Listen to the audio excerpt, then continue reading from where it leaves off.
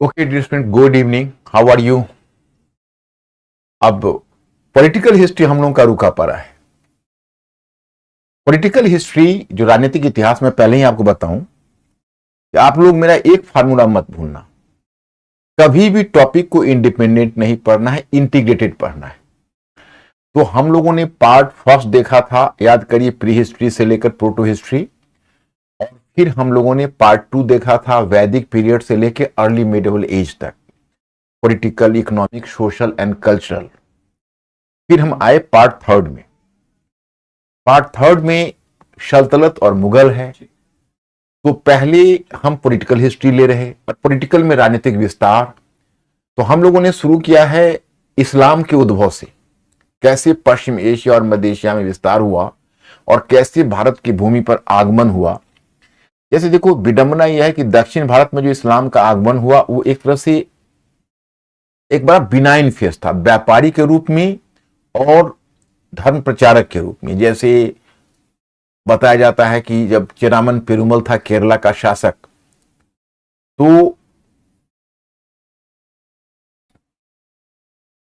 एक मलिक उल दिनार करके एक मुस्लिम धर्म प्रचारक वहां आए उसके कोर्ट में, और वो पैगंबर मोहम्मद के साथ भी रह चुके थे। तो वो मलिक उल दिनार के और इस्लाम के विचारों से इतना प्रभावित हुआ चेर शासक था बैकुंठ चेरामन पेरुमल, वह इस्लाम में धर्मांतरित हो गया। और कहानी तो यहां तक है कि यहां से मक्का तक गया हज यात्रा करने वो, और उसी ने पहली मस्जिद केरला में बनी, इंडिया में, चेरामन पेरुमल का। तो एक तो ये कहानी है। फिर अरब व्यापारी दक्षिण में आए और मालाबार तट पर बस गए। तो वहां पर तो इस्लाम का बड़ा ही बिनाइन फेस है। इस्लाम का अगर आक्रामक फेस दक्षिण भारत ने देखा तो अलाउद्दीन खिलजी की सेना मलिक काफूर के साथ, जो मैंने आपको बताया। परंतु उत्तर भारत में पहले अरब वाले आए जिन्होंने सिंध विजय की, विजेता के रूप में आए। फिर वो सिंध तक ही सिमट कर रह गए, जो आप लोगों ने देख लिया। फिर तुर्क आए, तुर्कों को अपेक्षा की सफलता मिली। पहले महमूद गजनी का आक्रमण हुआ, फिर मोहम्मद गोरी ने तुर्की शासन की स्थापना की उत्तर भारत में। और वही इलवरी वंश से लेकर खिलजी वंश तक मैंने आपको कवर किया था। और फिर तुगलक से हमें शुरू करना है और मुगल तक जाना है। और एक एक शासक, राजवंश, शासक और उसके समय में बीते गए इंपॉर्टेंट कारनामे, उसका जिक्र करना है। आप लोग थोड़ा सा मेंटली अलर्ट रहना। देखो, राजनीतिक इतिहास दो कारणों से जानना आवश्यक है। एक तो आप यूपीएससी भी देते हो, स्टेट सर्विसेज भी देते हो, तो पॉलिटिकल हिस्ट्री से क्वेश्चन हो सकता है, कम होता है लेकिन हो सकता है। दूसरी बात यह है कि पॉलिटिकल हिस्ट्री, जो राजनीतिक इतिहास होता है, वो स्केलेटन होता है, बॉडी का जैसे शरीर होता है, तो उस तरह का राजनीतिक इतिहास, जैसे राजवंश है, शासक है, उसके कारनामे हैं, तो ये एक तरह से बॉडी होता है। जैसे आप कल्चर ही पढ़ोगे तो आप आर्किटेक्चर पढ़ोगे, तो उसमें आपका शासक का रेफरेंस आएगा। आप पेंटिंग्स पढ़ोगे, शासक का रेफरेंस आएगा। आप आप अगर संगीत कला पढ़ोगे तो शासक के संरक्षण का रेफरेंस आएगा। लिटरेचर पढ़ोगे तो, साहित्य पढ़ोगे तो शासक का रेफरेंस आएगा। तो अगर आप शासक नहीं जान रहे होगे तो उसमें मजा नहीं आएगा, अच्छा इफेक्ट नहीं पड़ेगा, इसलिए उस पर ध्यान रखना है। तो चलिए, पहले आज 5 क्वेश्चन लाया हूं, मुझे 5 के 5 करेक्ट चाहिए। ध्यान कर लीजिए, 5 के 5 करेक्ट। क्वेश्चन फर्स्ट, हिंदुस्तान में, अच्छा ये पहला क्वेश्चन हो सकता है तुमसे गलती हो जाए, तो चलो मैं उसको माइंड नहीं करूंगा पहले क्वेश्चन को, क्योंकि ये थोड़ा, इसमें थोड़ा कुछ ऐसा एरिया है जो मैंने अभी आपको पढ़ाया नहीं है। तो इसलिए इस पहला क्वेश्चन को देखिए कि हिंदुस्तान में तुर्की शासन की स्थापना एवं सफलता में किस किन कारकों की भूमिका रही। हिंदुस्तान में तुर्की शासन की स्थापना एवं सफलता में किस किन कारकों की भूमिका रही। एक, घुड़सवार सेना, दूसरा एकता प्रणाली, और तीसरा मुस्लिम मिल्लत की अवधारणा। मिल्लत का मतलब होता है बंधुता, कि हम एक हैं। और एकता प्रणाली एक प्रशासन की प्रणाली है, जो मैं आपको राजनीतिक विस्तार समाप्त करने के बाद प्रशासन में पढ़ाऊंगा। और तीसरा है मुस्लिम मिल्लत, मतलब एक भाईचारे की भावना। अब आपके सामने देखिए चॉइस है, चॉइस ए केवल एक, चॉइस बी 1 और 2, चॉइस सी 1, 2 और 3, और चॉइस डी उपयुक्त में कोई नहीं।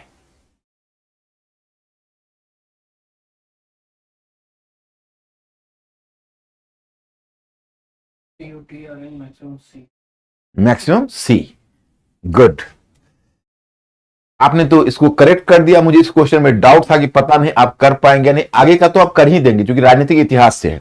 इस क्वेश्चन में मुझे थोड़ा डाउट था, हो गया। चलिए क्वेश्चन नंबर 2 ए, हिंदुस्तान में मुस्लिम समूह अल्पसंख्यक से बहुसंख्यक नहीं हो सके। ध्यान रहे, इस्लाम में मतलब असर्शन में कह रहा है कि इस्लाम हिंदुस्तान में जो मुस्लिम समूह आया था वो मुस्लिम समूह अल्पसंख्यक से बहुसंख्यक नहीं हो सके। रीजनिंग, हिंदुस्तान में बड़े पैमाने पर इस्लाम धर्म में धर्मांतरण मतलब इस्लाम में बड़े पैमाने पर इस्लाम में धर्मांतरण यानी धर्म परिवर्तन नहीं हो सका। ये रीजनिंग है। अब आपको रीजनिंग सॉल्व करना है। चॉइस ए और आर दोनों सत्य है और आर ए का सही स्पष्टीकरण है। बी, ए और आर दोनों सत्य है परंतु आर ए का सही स्पष्टीकरण नहीं है। सी, ए सत्य है लेकिन आर असत्य है और डी, ए असत्य है लेकिन आर सत्य है।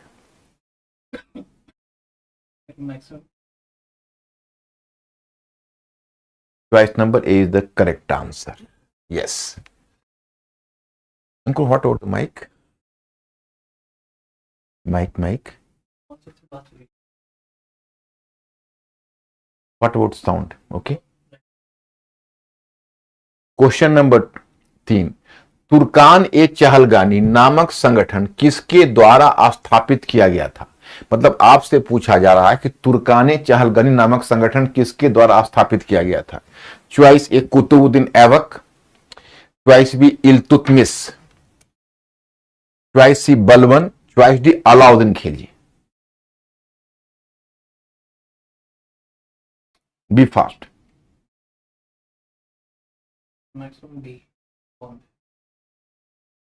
चॉइस नंबर बी,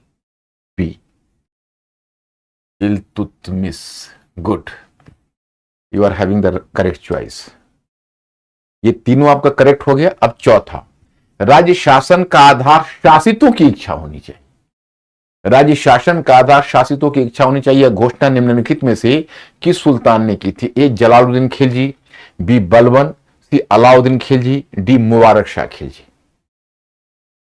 चलिए अब इस पर आप अपना चॉइस पर कट करिए।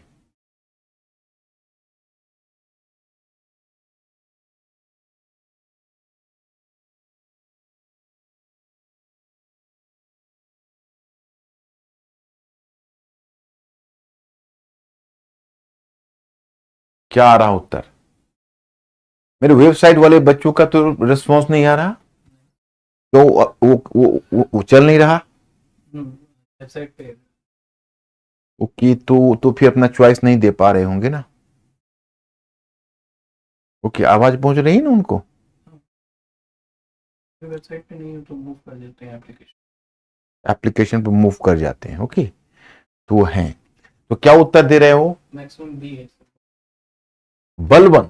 नो, जलालुद्दीन खिलजी। मैंने क्लास में आपको बताया था कि जलालुद्दीन खिलजी एक उदार शासक था और जलालुद्दीन खिलजी ने स्थापित किया था कि राज्य सत्ता का आधार शासितों की इच्छा होनी चाहिए। मुबारक शाह देवगिरी को दिल्ली सल्तनत में किस सुल्तान ने मिलाया था? चॉइस ए, मुबारक शाह खिलजी। चॉइस में मोहम्मद बिन तुगलक। Choice C, Balban. और चॉइस डी, गियासुद्दीन तुगलक। मतलब आपके सामने क्वेश्चन है कि देवगिरी को दिल्ली सल्तनत में किस सुल्तान ने मिलाया था, आप उसका नाम बताइए।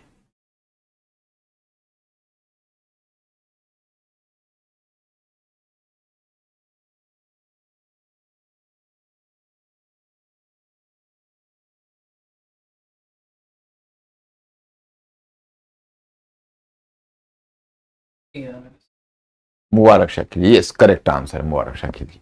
चलिए, एक आप लोग जलालुद्दीन खिलजी में थोड़ा मात खा गए। क्लास में कि मैंने बताया था तो उसको शायद आपने नोटिस नहीं किया है ना, तो कोई नहीं। अब चलिए, अच्छा आप लोगों को मैं अगर आप थोड़ा पढ़ना चाहते हो, मतलब पेजेज के अलावा, चूंकि आपके पास अगर पढ़ने का टाइम मिलता है, तो अगर टाइम नहीं मिलता है तो मैं जितने पेजेस दूं उसको आप, इसमें तो आपको ज्यादा टाइम लगेगा नहीं, तो आप सप्लीमेंट्री पढ़ सकते हो।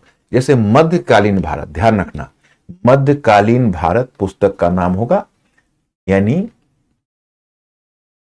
मेडिवल इंडिया और 8वीं सदी से 17वीं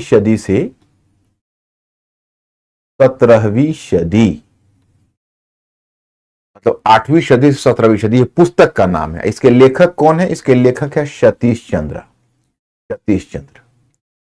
एक तो आपका एनसीईआरटी बुक हुई, तो नई वाली जो एनसीईआरटी बुक है मैं आपको बता दूं तो बहुत अच्छी, लेकिन नई वाली एनसीईआरटी बुक के साथ एक थोड़ा सा है कि अगर आप क्रमबद्ध ज्ञान प्राप्त करना चाहते हो तो आप उसके प्रीफेस में ही लिखा हुआ है कि जो नई वाली एनसीईआरटी है उसमें क्रमबद्ध ज्ञान आपको नहीं दिया जाएगा। उसमें उनका उद्देश्य है किसी टॉपिक विशेष को हाईलाइट करना, लेकिन जो पुरानी वाली एनसीईआरटी है उसमें आपको क्रमबद्ध चैप्टर्स हैं।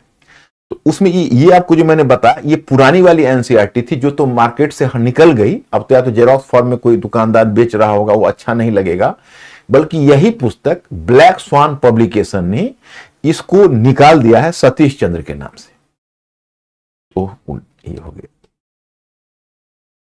इसको सतीश चंद्र के नाम से निकाल दिया है। तो मैं आप लोगों को सजेस्ट करूंगा कि ये पुस्तक आप लोग खरीद सकते हैं हिंदी में, और खरीद के आप, अगर आपके पास मेरे मटेरियल के अलावा टाइम मिले तो आप इसको पढ़ लो। ये पतली सी ही बुक है और पूरे सल्तनत और मुगल काल की समझ आपको दे देगी। अगर आप इच्छुक हो बुक पढ़ने के लिए, so I have just recommended it. Okay, तो क्या कह रही है सर, मैंने रामशरण शर्मा की भी बुक पढ़ी है, वो ठीक है? रामशरण शर्मा वाली एंशिएंट हिस्ट्री की है प्रिया, अच्छी बुक है रामशरण शर्मा वाली बुक। हालांकि मैं आपको बताऊं कि रामशरण शर्मा मार्क्सवादी तो सतीश चंद्र भी हैं, तो आप बहुत सारे विचार भले ही रामशरण शर्मा के पुराने पर गए हों, लेकिन रामशरण शर्मा बहुत दिग्गज हिस्टोरियन है एंशिएंट हिस्ट्री के, मतलब कह सकते हो कि towering personality and pillar of ancient history. और सबसे बड़ी बात है कि एंशिएंट में रामशरण शर्मा, मिडिएवल में सतीश चंद्र और मॉडर्न में बिपिन चंद्र, इनकी बातों में बहुत क्लैरिटी है। जब डील करते हैं तो कोई भी नए स्टूडेंट के लिए इनकी पुस्तक पढ़ना, जैसे मान लो उपिंदर सिंह की बुक है, लेटेस्ट बुक है, बहुत अच्छी है एंशिएंट हिस्ट्री में, लेकिन that should be used for reference book. मैं ऑप्शनल वालों को भी रेफरेंस बुक के लिए यूज करवाता हूं उसको, वैसे नहीं, क्योंकि बहुत ज्यादा वो उसमें बहुत एग्जाम्पल्स है, बहुत भरपूर है, और ऐसी बुक से मैं आपको बहुत ज्यादा फैक्ट्स और इंफॉर्मेशन का लोड नहीं देना चाहता है ना। तो ये चीज आपके लिए बहुत अच्छा और सुटेबल रहेगा। तो आप में से कोई अगर लेना चाहे, जैसे प्रिया ने कहा कि भाई रामशरण शर्मा का उसने पढ़ा है, उस पुस्तक आप उसने पढ़ी है, तो फिर अगर आप सतीश चंद्र का भी पढ़ना चाहती हो तो आप पढ़ लो। अब चलिए, मैं आपको बता रहा था, हम आपको कहां तक ले आए थे, खिलजी वंश में कुतुबुद्दीन ऐबक इल्तुतमिश,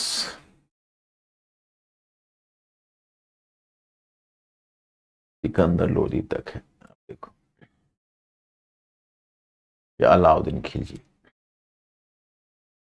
तो अलाउद्दीन खिलजी ने दक्षिण भारत तक, मैंने आपको कहा कि सर, उसको मैंने कहा था कि अलाउद्दीन खिलजी का उसका ही सेनापति था जिसका नाम था मलिक काफूर।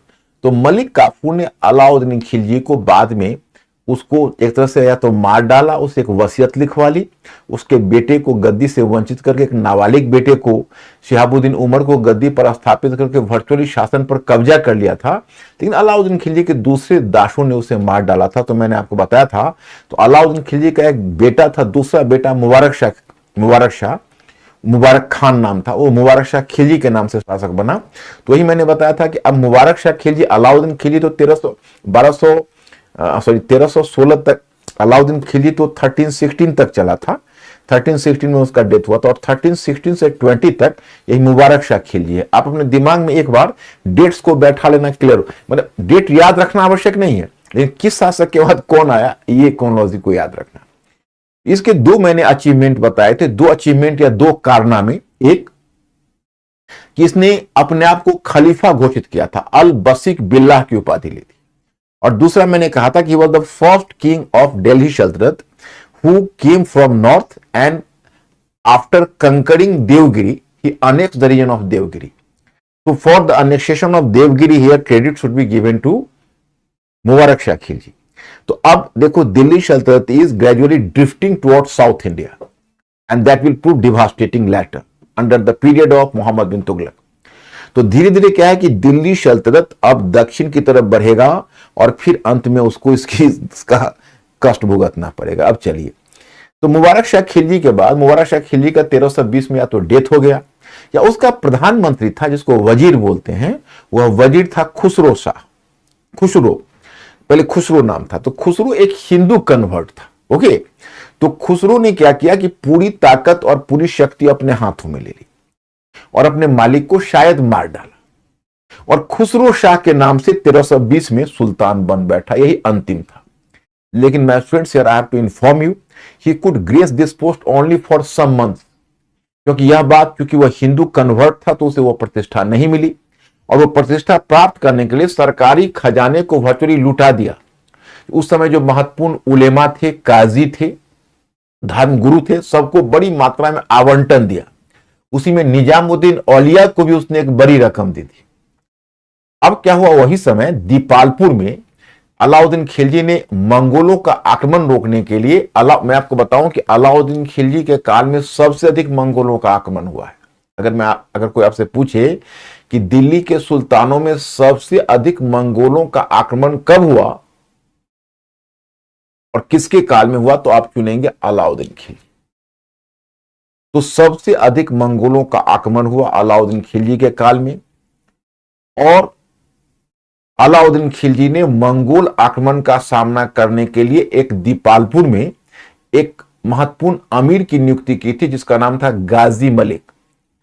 तो गाजी मलिक ही जब देखा कि दिल्ली में अब खुसरो शाह के समय अव्यवस्था आ गई है, गाजी मलिक ने दिल्ली पर हमला करके खुसरो शाह को पराजित करके मार डाला, और क्योंकि अलाउद्दीन खिलजी का कोई उत्तराधिकारी नहीं था, तो गाजी मलिक ने अपने आप को सुल्तान घोषित कर दिया, और फिर तुगलक वंश की स्थापना हुई, जो 1320 में गयासुद्दीन तुगलक स्थापित हुआ। आपको दिया हुआ है टाइम पीरियड, और वह 1325 तक शासन करेगा।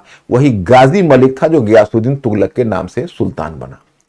अब देखो, गयासुद्दीन तुगलक के सामने तुम दो ही अचीवमेंट देखोगे। जैसे एक कि उसने एक बंगाल का अभियान किया था, और बंगाल का उस समय स्वतंत्र शासक गवर्नर था जो स्वतंत्र शासक बन बैठा था, उसका नाम था फखरुद्दीन। तो उसको उसने पराजित करके और बंगाल से बहुत सारा धन लाया था। और उसके समय एक घटना हुई है, ये जो देखो, देवगिरी पर पहले ही कब्जा कर चुका है, याद करिए, मुबारक शाह खिलजी।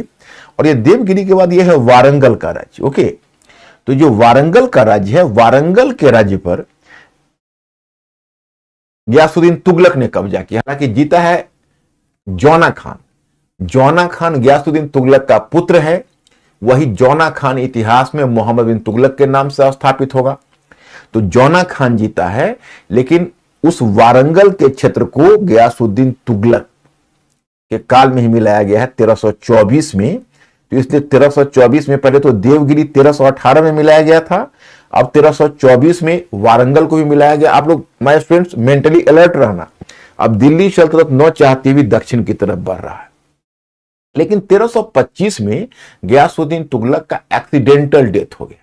एक्सीडेंटल डेथ इसलिए इस तरह से हुआ कि उसने एक्चुअली वह गया था बंगाल के अभियान पर, और बंगाल के अभियान से बहुत सारा धन लूट कर लाया था, और हाथी, घोड़े, ऊंट उसको उपहार में मिले थे। तो वही वो लेकर जब आ रहा था, तो दिल्ली के गेट प्रवेश द्वार पर, जैसे वर्तमान में उसको कहते हैं फरीदाबाद, क्योंकि उसी रूट से आ रहा था, वहां पर उसके बेटे जौना खान ने एक बहुत बड़ा लकड़ी का महल बनवाया था उसके स्वागत के लिए। वही जो उसके स्वागत के में कार्यक्रम चल रहा था, उसमें बहुत सारा प्रदर्शन हुआ। उसमें जो हाथियों का दौड़ करवाया गया, तो बताया जाता है कि हाथियों के दौड़ से जो पदचाप हुआ, उससे लकड़ी का जो उसका पैलेस है वो गिर गया, और उसी में गयासुद्दीन तुगलक दबकर मर गया। तो कुछ उसमें, जैसे इब्न बतूता उसमें षड्यंत्र की बात करता है, आगे का एक लेखक है बदाऊनी, वो भी षड्यंत्र की बात करता है, लेकिन कुछ मानता है, बर्नी जैसे लेखक उसको एक्सीडेंट ही मानता है। तो अब एक्सीडेंट हुआ हो, और कुछ कहते हैं जौना खान ने जानबूझकर मरवा डाला। जो भी हो, 1325 में उसका डेथ हुआ तो उसका उत्तराधिकारी जौना खान ही मोहम्मद बिन तुगलक के नाम से सुल्तान बना। और 1325 से 51 तक किसका शासन है? तो मोहम्मद बिन तुगलक का शासन है। मोहम्मद बिन तुगलक ने 1325 से 51 तक शासन किया है। अब आप मोहम्मद बिन तुगलक के काल में देखोगे बहुत विवादास्पद किंग है। सबसे पहली तो मैं मोहम्मद बिन तुगलक को यह देखो कि जैसे देखो ये देवगिरी को तो मिला चुका था मुबारक शाह खिलजी, वारंगल को गयासुद्दीन तुगलक के समय में वारंगल को मिलाया जा चुका था, और सुदूर दक्षिण तक यानी मदुरई क्षेत्र तक दिल्ली सल्तनत को पहुंचा दिया किसने? तो मोहम्मद बिन तुगलक ने। और यहां पर मोहम्मद बिन तुगलक के साम्राज्य को देखोगे तो यही है, वो केवल उड़ीसा उसके अंतर्गत नहीं है, नहीं तो दक्षिण तक वो अपने साम्राज्य को पहुंचा दिया है, सिंधु नदी से लेकर दक्षिण तक। तो इस तरह से उसका साम्राज्य, सिंधु नदी तो नहीं, हाँ सिंधु नदी से लेकर दक्षिण तक उसका साम्राज्य सुदूर दक्षिण तक, मतलब थोड़ा सा दक्षिण में मदुरई बचा हुआ, अन्यथा पूरा हिंदुस्तान में उसने साम्राज्य फैला दिया। एक यहाँ पर कुछ राजपूत राज्य बचे हुए हैं, यहाँ पर उड़ीसा बचा हुआ है, अन्यथा इतना बड़ा साम्राज्य उसने बनाया। लेकिन उसके बारे में आपने सुना होगा बर्नी ने, और उसके बर्नी, अमीर खुसरो, उसके बाद आगे मलिकुल अबसार का लेखक अल उमरी है, कई लेखकों ने मिलकर इसके परियोजनाओं के बारे में लिखी है। इसकी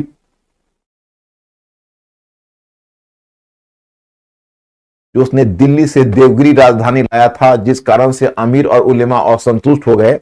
दूसरा कहते उसकी दूसरी योजना थी, वह दूसरी योजना बताते हैं कि मोहम्मद बिन तुगलक ने एक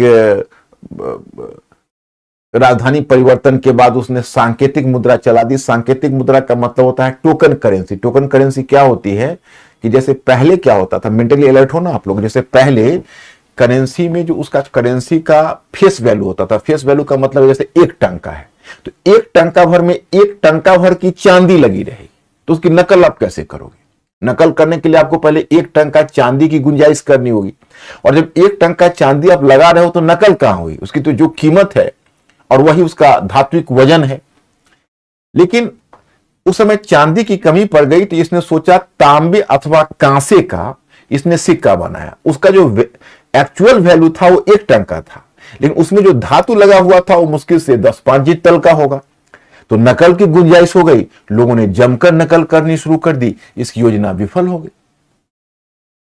और तीसरा है कि उसने द्वाब में खेती के लिए 7 लाख रुपए खर्च किए।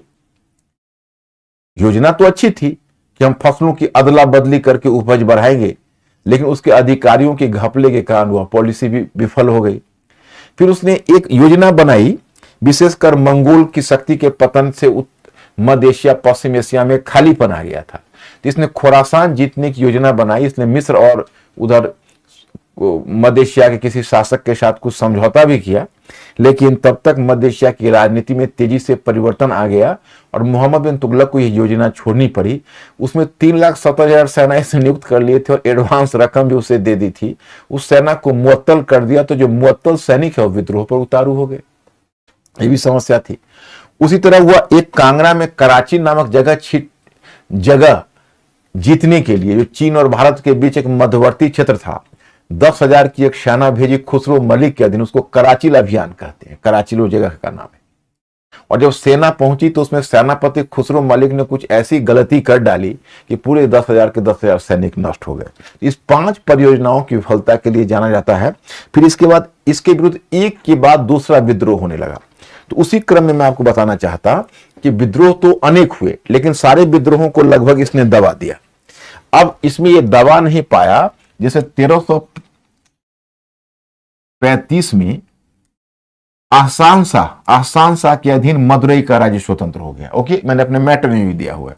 और 1336 में हरिहर और बुक्का, जो 2 भाई थे, जो विजयनगर राज्य का संस्थापक था हरिहर एवं बुक्का, तो हरिहर एवं बुक्का के नेतृत्व में इसने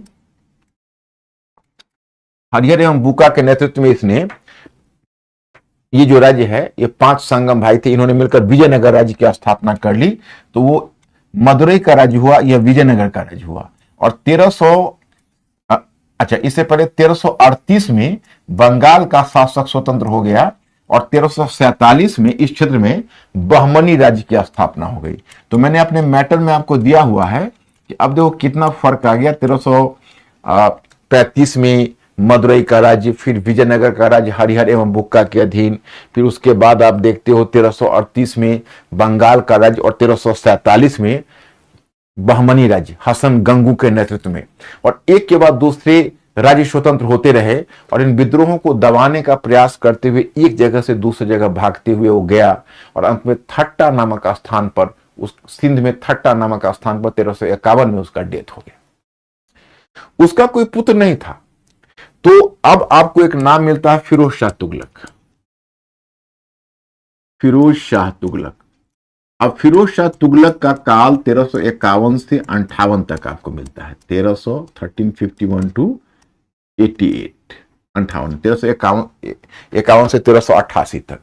तो जो फिरोज शाह तुगलक है, फिरोज शाह तुगलक, इसके बारे में कहा जाता है कि इस मामले में इसने बहुत कॉम्प्रोमाइज किया। इसने देखा कि मैं एक उचित सैनिक जनरल नहीं हूं, तो दक्षिण को जीतने का प्रयास ही नहीं किया। हाँ, बंगाल में उसने 2 सैनिक अभियान भेजे और दोनों सैनिक अभियान विफल रहा।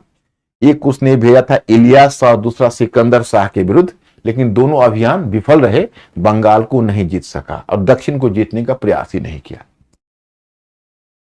एक अच्छा सैनिक जनरल वो नहीं था, लेकिन हाँ, उसकी कुछ नीतियां तो विवादास्पद भी है, क्योंकि मोहम्मद बिन तुगलक के बारे में कहा जाता है कि थोड़ा वो तर्क बुद्धिवादी था। तो उसने अमीरों और उलेमाओं के साथ सख्त नीति अपनाने की कोशिश की थी, सख्त। तो परिणाम क्या हुआ? जैसे उलेमाओं को चाहा कि उलेमाओं के बहुत सारे विशेषाधिकारों पर चोट कर दी, अमीरों पर नियंत्रण स्थापित करने की कोशिश की। तो मोहम्मद बिन तुगलक के अंतिम दिनों में अमीर और उलेमाओं का बहुत विद्रोह और असंतोष था। तो इसको दूर करने के लिए फिरोज शाह तुगलक ने उनको संतुष्ट करने वाली नीति अपनाई, जो भी अपने आप में घातक थी। जैसे उसने धार्मिक कट्टरता की नीति को अपना दी और धार्मिक कट्टरता को जिलाने का प्रयत्न किया। और दूसरा, उसने अमीरों को खुश करने के लिए अमीरों के पद को वंशानुगत बना दिया। मैं आपको बताऊंगा प्रशासन में कि अमीरों के पद को बहुत चुस्त रखा जाता था, उसने वंशानुगत बना दिया। परिणाम हुआ कि दिल्ली सल्तनत का आधार कमजोर हो गया। हाँ, उसने एक अच्छा काम जरूर किया कि राज्य को एक लोक कल्याणकारी रूप देने की कोशिश की और इसी क्रम में कुछ विभाग बनाए थे, जैसे दीवाने खैरात, जिसमें गरीब मुसलमानों को पुत्री के विवाह के लिए उसे खैरात देने की व्यवस्था थी। उसी प्रकार से रोजगार ब्यूरो, जिसके माध्यम से उसने रोजगार बढ़ाने का प्रयत्न किया था, और वही था उसका दीवाने इस्तिहाक, मतलब पेंशन विभाग। जो वयोवृद्ध मुसलमान हैं उनको जीने के लिए पेंशन की व्यवस्था की बात की। तो इन सब का थोड़ी उसकी पॉपुलैरिटी को, मतलब थोड़ी उसकी लोकप्रियता मिली, और that is going to boost up his popularity. लेकिन इसके अलावा तो उसका कोई काम बहुत अच्छा नहीं था। 1388 में फिरोज शाह तुगलक का डेथ हो गया। तो उसके बाद तो अब कमजोर शासकों का युग आरंभ हो गया, क्योंकि फिरोज शाह तुगलक का जो उत्तराधिकारी था, अब उसके बाद तुम देखोगे एक के बाद दूसरे बदलते रहेंगे। मैं आपको बताता हूं, जैसे मानचित्र मुझे चाहिए, जैसे ये देखो, अब साम्राज्य तो पहले से ही टूटा पड़ा था।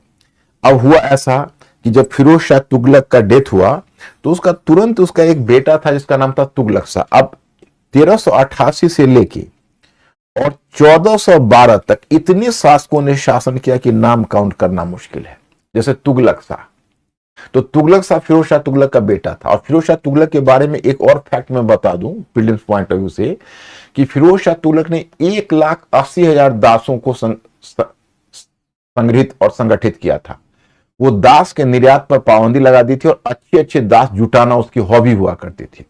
उसके पास बहुत सारे दास थे, लेकिन उसकी मृत्यु के बाद उसके कुछ महत्वाकांक्षी दास बहुत बेलगाम हो गए थे और बड़े महत्वाकांक्षी हो गए थे। उन्होंने ही उसके उत्तराधिकारियों के समक्ष कठिनाई उत्पन्न करनी शुरू कर दी।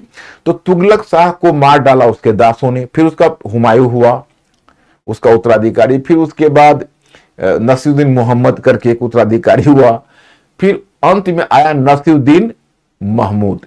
तो ये जो नसीरुद्दीन महमूद है, यही इस वंश का अंतिम शासक है, और यह एक कमजोर शासक था नसीरुद्दीन महमूद। तो पहले ही दिल्ली सल्तनत तो पहले से ही दरार तो पहले ही से पड़ चुकी थी।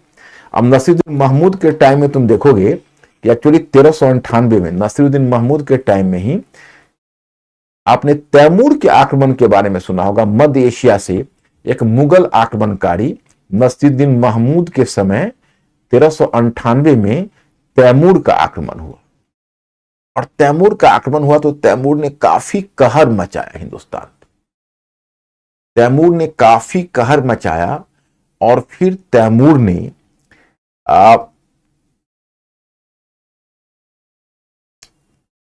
जैसे मैं इसको ऐसे बताता हूं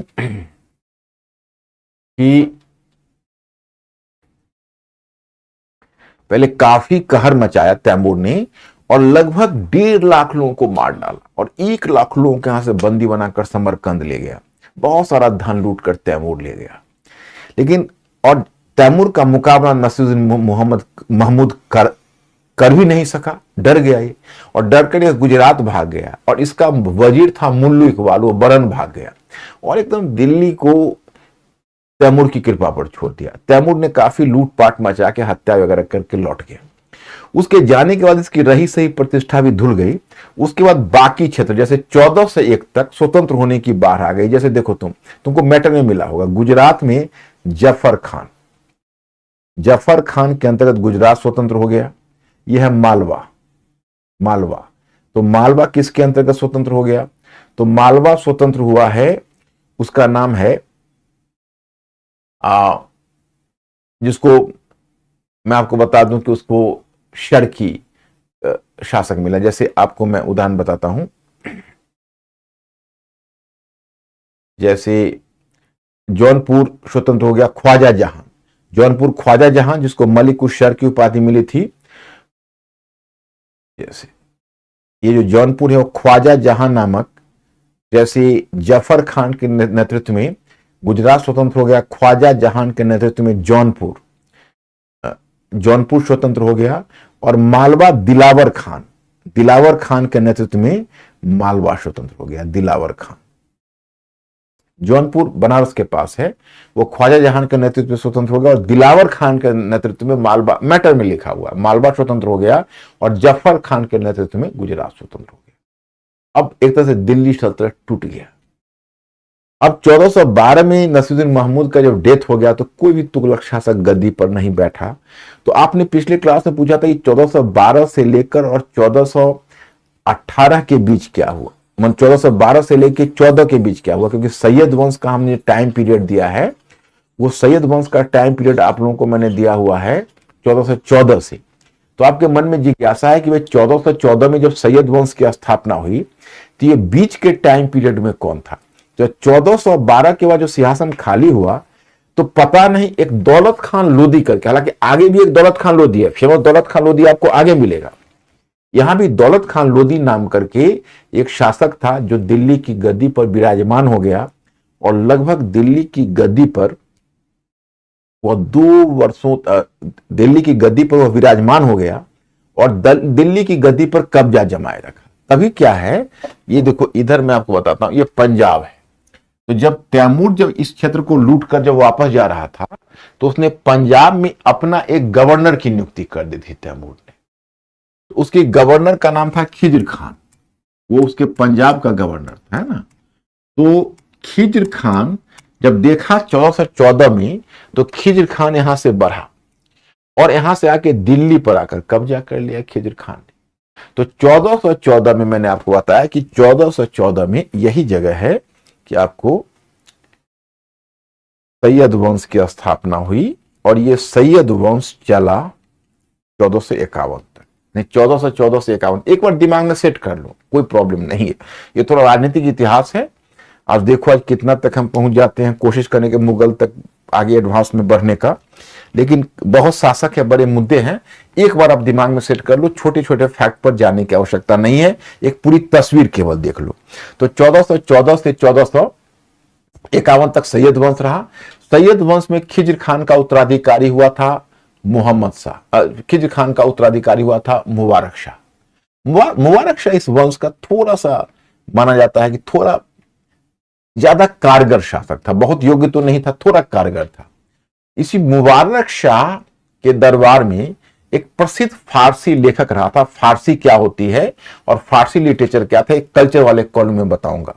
जिसके कोर्ट को डेकोरेट कर रहा था, इसके कोर्ट में एक महत्वपूर्ण लेखक रहता था जिसका नाम था याहिया बिन अहमद सरहिंदी। तो याहिया बिन अहमद सरहिंदी ने तारीख मुबारक शाही इसके सम्मान में लिखी है, जो मैं आपको पर्शियन जब मैं लिटरेचर पढ़ाऊंगा तो बताऊंगा। और यहां फिलहाल जान लो मुबारक शाह ये लगभग 1400 ईस्वी सन जानने की जरूरत नहीं है, सिर्फ ये जान लो कि 1414 में स्थापित हुआ। 1421 मुझे तो याद है लेकिन मैं तुम लोगों को उसमें नहीं फंसाना चाहता। ये 1421 से 34 तक मुबारक शाह ने किया था, लेकिन उस पर ध्यान नहीं देना है। तो मुबारक शाह का उत्तराधिकारी मोहम्मद शाह हुआ और मोहम्मद शाह का उत्तराधिकारी आलम शाह हुआ। यही आलम शाह इस वंश का अंतिम शासक है। तो आलम शाह के विषय में कहा जाता है कि आलम शाह मतलब कमजोर किस्म का शासक था और उसका सेनापति था, उस सेनापति का नाम था बहलोल लोदी। तो बहलोल लोदी उसका जो सेनापति था, उसका कमांडर था। He was a very ambitious man. वो अफगान था, ये बाकी सब तुर्क हैं। तो बहलोल लोदी एक बड़ा ही एम्बिशियस इसका मैन था एंड इसका मिलिट्री कमांडर था। तो वैसे भी आलम शाह को डाउट हुआ कि अगर यह मुझे नहीं मारेगा तो कम से कम आंखें तो निकाल ही लेगा, इससे बेहतर है कि मैं अपनी जान बचा के निकल जाऊं। तो कहा जाता है उसने 1451 में स्वेच्छा से अपनी सत्ता बहलोल लोदी को सुपुर्द कर दी और बाकी अपना धन समेटकर शेष जिंदगी बदायूं में आराम से जीने के लिए चला गया। और इसकी वैसे भी आलम शाह के समय तक जो सल्तनत है वो इतना कमजोर हो चुका था कि शाहनशाह के विषय में एक फिकरा चल निकला था, शाहनशाही शाह आलम उत दिल्ही से पालम।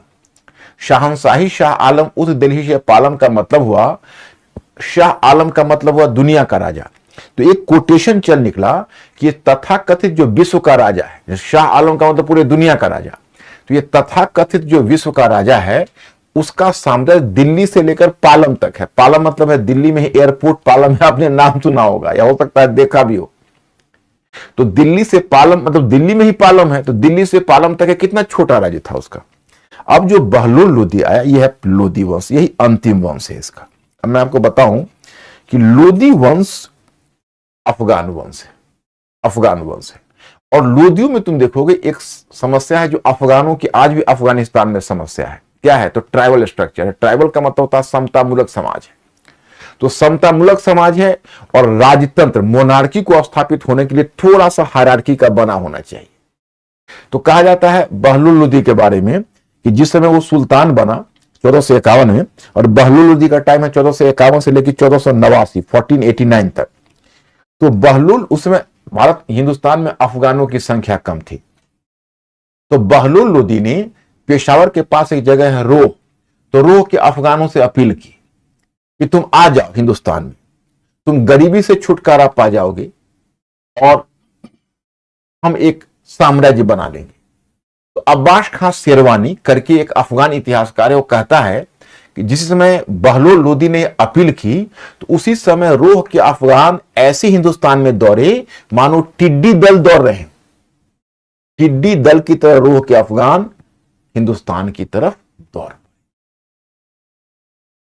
तो यह अपने आप में एक बहुत ही इंपॉर्टेंट चीज है। बहलोल लोदी ने 1451 से लेके 1489 तक, 1451 से लेके 1489 तक शासन किया है।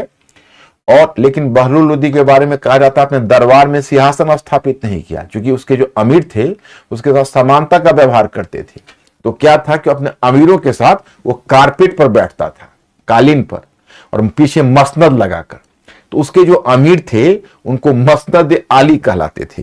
तो बहलोल लोदी के समय तक तो जो मोनार्की है उसकी स्थिति मजबूत नहीं हुई अफगानों की मोनार्की को। फिर उसके बाद उसका उत्तराधिकारी हुआ सिकंदर लोदी। तो सिकंदर लोदी का टाइम है 1489 से 1517। ये थोड़ा योग्य शासक भी था, बहादुर भी था। बहादुर तो खैर बहलोल लोदी भी था। बहलोल लोदी के विषय में कहा जाता है कि बहलोल लोदी ने जौनपुर पर हमला किया था और जौनपुर का अंतिम शासक था जिसका नाम था हुसैन शाह सरकी। तो हुसैन शाह सरकी को उसने खदेड़ दिया था और जौनपुर पर कब्जा किया था बहलोल लोदी ने ही। लेकिन ध्यान रहे, बहलोल लोदी ने जौनपुर को दिल्ली सल्तनत में मिलाया नहीं था, बल्कि इधर उसने सिकंदर लोदी को अगर उसने दिल्ली का सुल्तान बनाने का निर्णय लिया तो उसका एक दूसरा बेटा था, उसका नाम था बरबक शाह। तो बरबक शाह को उसने जौनपुर में स्थापित किया था, लेकिन जब सिकंदर लोदी आया तो उसने बरबक शाह को खदेड़ दिया जौनपुर से, और जौनपुर को उसने दिल्ली सल्तनत में मिला लिया। तो जौनपुर को मिलाने से उसके राज्य का विस्तार शुरू हो गया। अब उसके बाद मैं आपको बता दूं कि सिकंदर लोदी के कुछ अचीवमेंट है, उस अचीवमेंट को आप प्रीलिम्स पॉइंट ऑफ व्यू से ध्यान करिए। पहली बात, इसने आगरा को स्थापित करने का श्रेय, उसको कैपिटल यानी आगरा को स्थापित करने का श्रेय सिकंदर लोदी को। 1504 या 6 में उसने आगरा की स्थापना की थी। और आगरा पर स्थापना इसलिए उसने आगरा को अपनी राजधानी बनाई थी ताकि पूर्वी राजस्थान के क्षेत्र को उसने जीता था, धौलपुर वगैरह, ग्वालियर। तो उस क्षेत्र पर कब्जा जमाए रखने के लिए इसने आगरा की स्थापना की और आगरा को कैपिटल बनाया सिकंदर लोदी, नंबर 1। नंबर 2, इसने भूमि का मेजरमेंट करवाया। राजस्व को जैसे अलाउद्दीन खिलजी ने भूमि का मेजरमेंट करवाया था, भू राजस्व को भूमि का मेजरमेंट करके निर्धारित किया था, उसी प्रकार से सबसे पहला, जैसे अगर आपसे कोई पूछे कि दिल्ली का कौन सा पहला सुल्तान था जिसने लैंड मेजरमेंट करवाया, तो दोआब क्षेत्र में लैंड मेजरमेंट अलाउद्दीन खिलजी ने करवाया था। और फिर मोहम्मद तुगलक ने भी आगे करवाया, लेकिन सिकंदर लोदी ने भी लैंड मेजरमेंट करवाया। और इसने एक लैंड मेजरमेंट में एक विशेष प्रकार का एक इकाई बनाया, उसको कहते हैं गज ए सिकंदरी।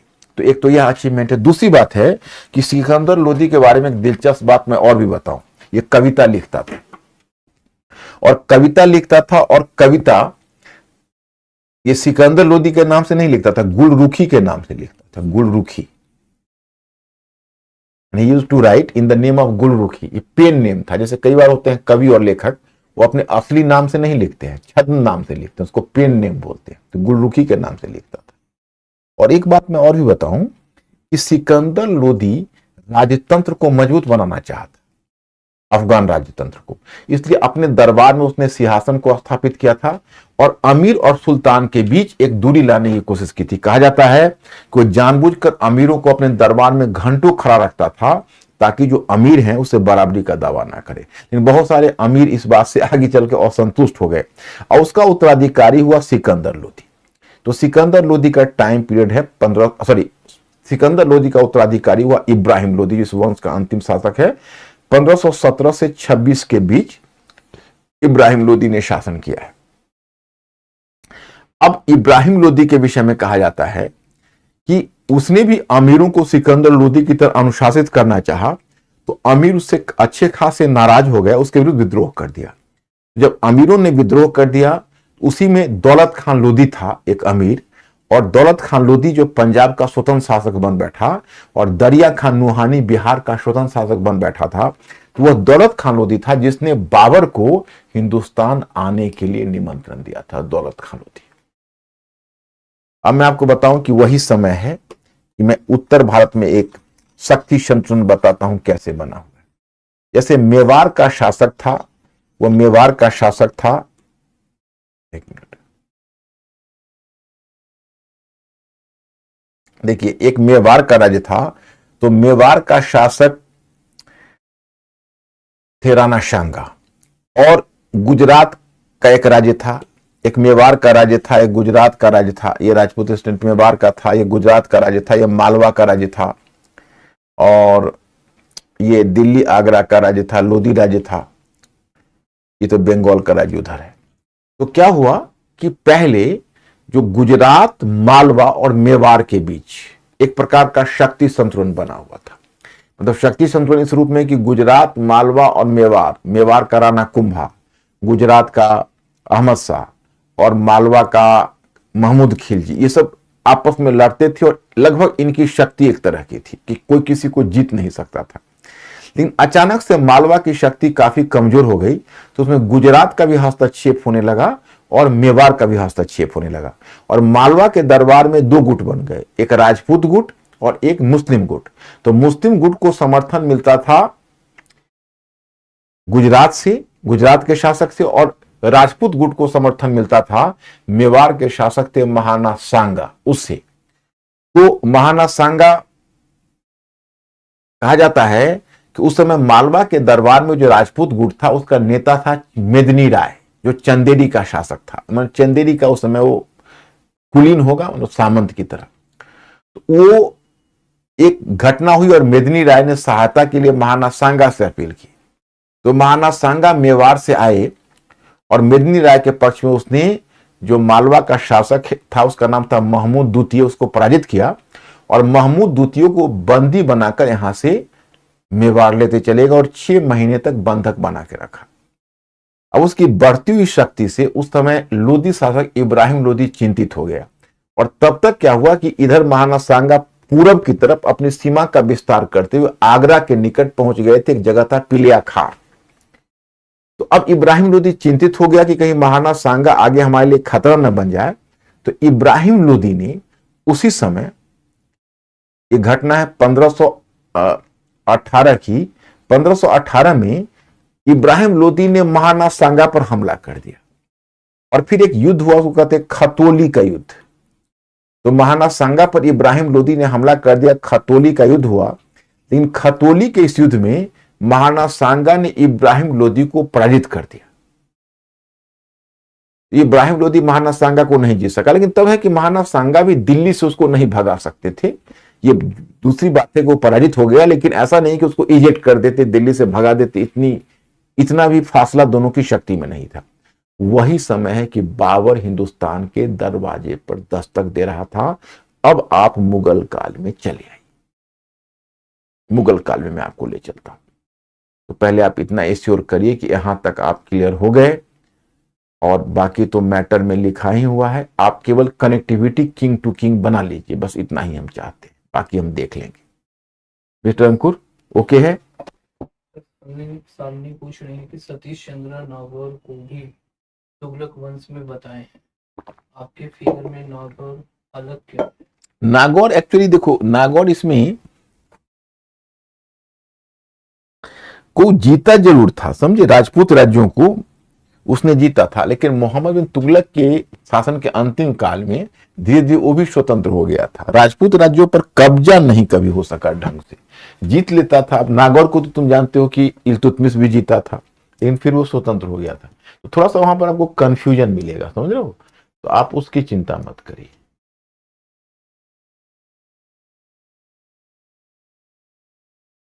ये है ना, ये फिगर क्यों, नागौर इतना बड़ा नहीं है, नागौर तो एक क्षेत्र है, यहाँ पर और राजपूत राज्य हैं। ये तो एक टेंटेटिव पिक्चर है, एकदम एग्जैक्ट पिक्चर नहीं। ये तो आपको मैप एक टेंटेटिव बना के दिखाया गया है। उड़ीसा भी इतना बड़ा थोड़ा है, देख रहे हो, कुछ ज्यादा बड़ा है। वारंगल का भी राज्य लिया हो।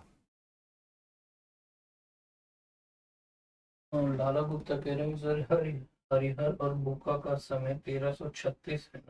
हाँ 1336, तो वही तो मैंने दिया है। आसान सा मैंने बताया है आपको, मदुरई का राज्य की स्वतंत्र का 1335, विजयनगर का 1336, बंगाल का 1338 और बहमनी का 1347, यही तो मैंने दिया है। आपको मैटर में भी यही टाइम पीरियड मिलेगा।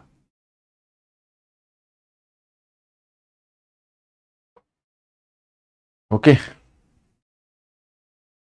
बस केवल किंग टू किंग आप सेट कर लो हल्का सा, आप बाकी आपको कोई इसके लिए, इस टॉपिक के लिए बहुत टेंशन नहीं लेना। अब चलते हैं बाबर का। देखिए, मध्य एशिया में मैं आपको बताऊं कि तैमूर ने पश्चिम एशिया से मध्य एशिया तक एक बड़े साम्राज्य की स्थापना की थी। मैंने तैमूर का साम्राज्य ईरान से तुरान तक फैला होता। तुरान कहते हैं मध्य एशिया को और ईरान कहते हैं पश्चिम एशिया को। लेकिन तैमूर की मृत्यु के बाद मध्य एशिया में जितने भी साम्राज्य हुए, मैं आपको बताऊं कि चंगेज खान के साथ भी यही हुआ था कि मध्य एशिया में जो भी इंपायर्स आते तो इंपायर्स में एक गलत परंपरा थी। और परंपरा क्या थी? साम्राज्य को विभाजित करने की परंपरा। उत्तराधिकारियों में साम्राज्य को विभाजित कर दिया जाता था। इस लिहाजन जो मुगल्स जो तैमूर का साम्राज्य उसके मरने के बाद विभाजित हो गया, तो वहां पर छोटे छोटे उनके उत्तराधिकारियों में बंट गया। तो एक तरह से उसके साम्राज्य का विघटन हो गया, पतन हो गया। उससे जो राजनीतिक शून्य की स्थिति उत्पन्न हुई, राजनीतिक शून्य, तो उसमें एक साम्राज्य बन गया मध्य एशिया में, उसका नाम था उज्बेक साम्राज्य। क्या नाम था? उज्बेक। इसका नाम याद रखिएगा। वैसे आप लोग अगर सतीश चंद्र वाली बुक भी पढ़ने होंगे तो आप उसमें पढ़ सकते हो। एक सीरियल बना था एम्पायर करके सीरियल शायद आया था, आपने देखा वेब सीरीज में, जिसमें शैवानी खान उज्बेक के बारे में, जो बाबर का प्रतिद्वंदी था उसके बारे में था। तो उज्बेक, तो ये एक उज्बेक साम्राज्य बना मध्य एशिया में, और पश्चिम एशिया में सफावी सफावी पश्चिम एशिया में सफावी साम्राज्य था। ये सफावी साम्राज्य ईरानी साम्राज्य, ध्यान रखना, जो सफावी साम्राज्य है वो सफावी साम्राज्य ईरानी साम्राज्य है, और उज्बेक जो सफावी साम्राज्य है वो शिया है, उज्बेक सुन्नी है। और उज्बेक साम्राज्य के बगल में, क्योंकि ये पुराना मुगल साम्राज्य टूटा था, तो उसमें छोटा छोटा राज्य था। वो छोटे छोटे राज्य मुगल राजकुमारों के, मुगल शासकों के अधीन थे। क्योंकि मुगल अब बढ़ चुके थे तो छोटे छोटे हो चुके थे। तो उसी में फरगना का एक राज्य था। तो फरगना का शासक हुआ करता था बाबर का पिता उमर शेख मिर्जा। तो उमर शेख मिर्जा की जो अचानक मृत्यु हो गई 1494 में, एक्सीडेंटल डेथ, तो बाबर बन गया उसका उत्तराधिकारी। तो बाबर 1497 में संभवतः उसका उत्तराधिकारी बना, और उसके बाद बाबर ने शासन करना शुरू किया। तो उसमें बाबर बहुत ही महत्वाकांक्षी था, और उसमें मध्य एशिया में एक क्षेत्र था, मैं कहानी बता रहा हूं बाबर की, वो कहानी है मध्य एशिया में एक क्षेत्र था, उसका नाम था समरकंद। तो बाबर की इच्छा मध्य एशिया में उस समरकंद को जीतनी थी, और समरकंद उसके चाचा हेरात के शासक के अधीन था। तो वो गया और जाके बहुत मुश्किल से, चूंकि बाबर बहुत ही एडवेंचरस था, बहुत साहसी था, बहुत हिम्मती था, वो फरगना छोटा राज्य था, और समरकंद तैमूर का कैपिटल रहा था, तो समरकंद का अपना एक अलग महत्व था। बाबर समरकंद को जीत लिया। लेकिन तभी जो उसका चाचा हेरात का शासक था, उसने सैवानी खान उज्बेक से सहायता ले ली। तो सैवानी खान उज्बेक से सहायता ली, तो सैवानी खान उज्बेक पहुंच गया, और वो समरकंद से बाबर को खदेड़ दिया। तो अब बाबर, तब तक बाबर का एक सौतेला भाई था, उसने फरगना पर कब्जा कर लिया। तो फॉर टाइम बीइंग बाबर सड़क पर आ गया, फरगना भी निकल गया और समरकंद भी निकल गया। मैं आपको बताऊं कि कोई कोई आदमी का लाइफ होता है जो बहुत ही इलस्ट्रियस होता है, तो बाबर का लाइफ भी उतना ही इलस्ट्रियस है। चाहे बाबर, ये ठीक है आक्रमणकारी हो, आप अब उसको विदेशी भी नहीं कर सकते, क्योंकि भारत में, अपने हिंदुस्तान में उसने अपने शासन की स्थापना किया। तैमूर यकीनन विदेशी था, और उसने बहुत गलत क्या लूट कर चला गया, लेकिन बाबर तो हिंदुस्तान में ही रह गया, उसके जो उत्तराधिकारी थे यहीं सेटल कर गए।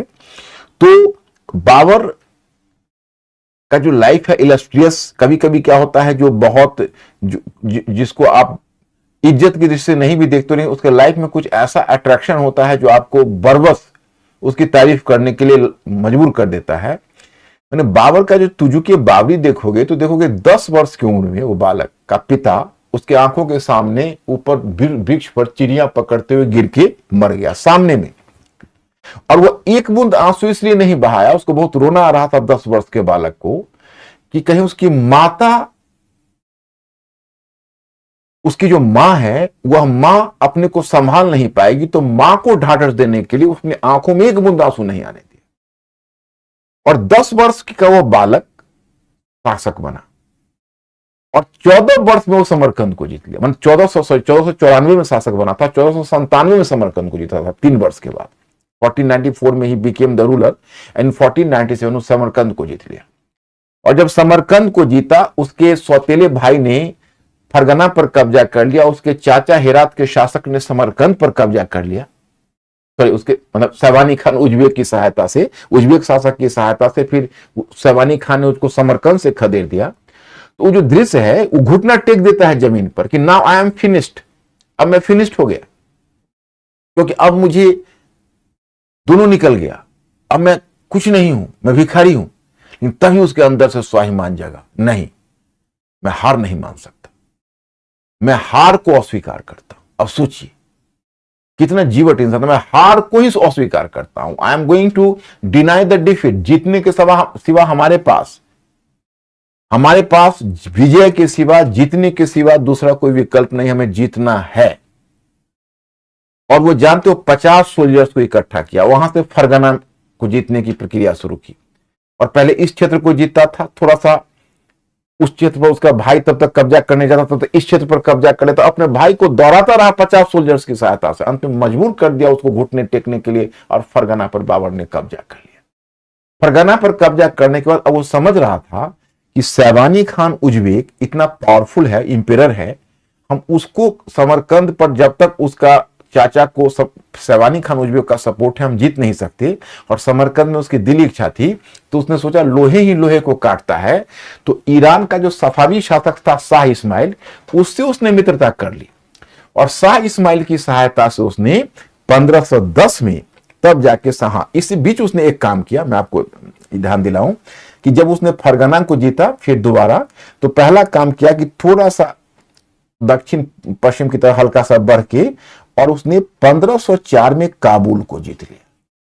तो काबुल पर बाबर का कब्जा हो गया, तो एक आधार काबुल में बन चुका था। फिर उसने शाह इस्माइल से संपर्क किया, जो सफावी शासक है, उसकी सहायता से उसने समरकंद को जीता। क्योंकि शाह इस्माइल ने एक बहुत अच्छा काम किया था, उसको उज्बेकों से, उज्बेक और सफावी के बीच प्रतिस्पर्धा और संघर्ष था, और दोनों इंपायर था और दोनों इंपायर थे।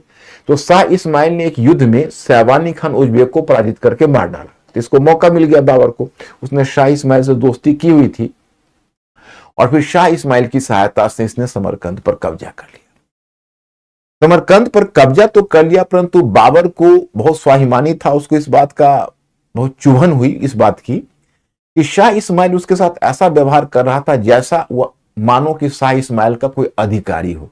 उसने स्वेच्छा से समरकंद को खाली कर दिया। फिर तुजू के बाबरी में लिखता है कि काबुल की विजय से लेकर और पानीपत के बैटल तक हमने हिंदुस्तान की भूमि को कभी नहीं भूला। और तभी आप देखते हो पंजाब का जो असंतुष्ट विक्षुब्ध गवर्नर था, जिसका नाम था दौलत खान लोधी, उसने इसको निमंत्रण दे दिया। हालांकि मैं आपको बताऊं कि हिंदुस्तान पर अचानक से ही नहीं आया है, हिंदुस्तान पर इसका निरंतर प्रयास 1518 के बाद ही शुरू हो गया है। 1518 में पहली बार यह पंजाब में भीरा के किले पर हमला किया था, और भीरा के किले पर ही बाबर ने पहली बार तोपखाने का प्रयोग किया। मैं आपको बता दूं, जब बारूद के प्रयोग की पहली बात होगी तो दक्षिण भारत में विजयनगर और बहमनी के बीच मुदगल के किले पर बारूद का पहला प्रयोग का उदाहरण मिलेगा, और अगर तोप के पहले प्रयोग का उदाहरण मिलेगा तो बाबर ही मिलेगा, और वो भी भतकल के किले पर जो पंजाब में है। तो भतकल के किले को जीता, और उसके बाद फिर वो लौट गया। फिर 1520-21 में दूसरा आक्रमण किया, फिर 1522-23 में तीसरा आक्रमण किया, फिर 1524 में चौथा किया, और 1525 में दौलत खान लोधी ने उसको आमंत्रित किया, तो कब वो हमला किया और पंजाब को पहले जीतकर पंजाब पर कब्जा कर लिया। जब पंजाब पर उसका कब्जा हो गया तो दिल्ली में अब इब्राहिम लोदी स्थापित था, पंजाब पर बाबर का कब्जा हो गया था। तो ऐसा तो तय हो गया था कि अब एक दो राज्य तो समानांतर नहीं रह सकते, क्योंकि दोनों के बीच एक निर्णायक युद्ध अनिवार्य थी। तो वही पानीपत का जो बैटल हुआ, वो प्रथम बैटल आप देखते हो कि 1526 में हुआ, 1526 में। और यही जो बैटल हुआ उसमें बाबर ने एक नई युद्ध प्रणाली लाई थी, एक तो तुलगमा युद्ध प्रणाली। तुलगमा युद्ध प्रणाली में क्या होता है कि जैसे मुख्य सेना सामने वाली सेना के पास खड़ी रहती है, और दाई भुजा वाली सेना और बाई भुजा वाली जो सेना होती है, जब तक मुख्य सेना सामने की सेना को उलझाए रखती है, तब तक राइट हैंड में और जो लेफ्ट हैंड में सेना होती है वह सीधे गोलबंदी करते हुए, जैसे गोल घूमते हुए वो सेना पीछे चली जाएगी, और पीछे जाके अचानक से पीछे से अटैक कर देती है। तुलगमा पद्धति उसको बोलते हैं, तुलगमा। तो ये जो पद्धति होती है ये सामने वाले सेना को नर्वस कर देती है, क्योंकि सामने वाली सेना को लगता है कि अरे ये तो कोई विदेशी सेना आ गई इसकी सहायता में, ये तो कोई अलग प्रकार की सेना आ गई। तो सामने वाली सेना डर जाती और भागने लगती है पीछे, उसके पांव उखड़ जाते हैं। ये पद्धति को तुलगमा पद्धति बोलते हैं। तो इस पद्धति का बाबर ने सफलतापूर्वक उपयोग किया, और इसके साथ तोपखाने को जोड़ दिया, खाई खोदकर तोपखाने को, तोपची को छिपा दिया, और फिर उसने गोलाबारी शुरू कर दी। हमें याद है जब कारगिल युद्ध चल रहा था, ये मैं 1999 की बात बता रहा हूं, तो कारगिल युद्ध में एक थे ब्रिगेडियर सुरेंद्र सिंह। तो ब्रिगेडियर सुरेंद्र सिंह में जैसे तोलोलिन पर, जब तोलोलिन और कारगिल इसके माउंटेन्स पर अफगान मुजाहिदीनों ने कब्जा जमा कर बैठा हुआ था, और लोहे के बंकर बना लिए थे जिसको तोड़ना भी संभव नहीं था। पहाड़ पर बख्तर बंद गाड़ी नहीं जा सकती थी, पहाड़ पर मशीन गन को ले जाना मुश्किल हो रहा था, क्योंकि ऊपर से वो गोलीबारी भी करते थे। तो सेना, इंडियन आर्मी के लिए बड़ा एडवर्स कंडीशन था।